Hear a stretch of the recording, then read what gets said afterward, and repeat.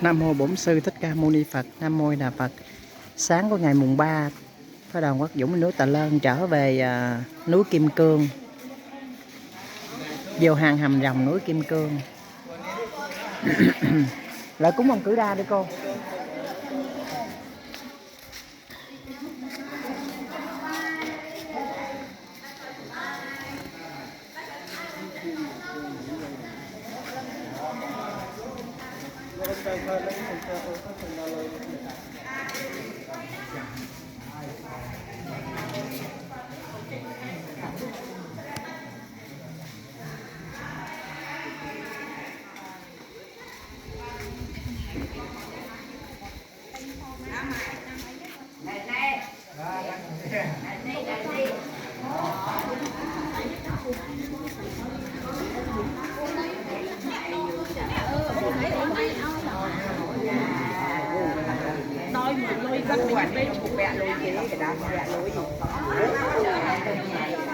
Rồi mình lại đây cúng ông Cử Đa nè cô.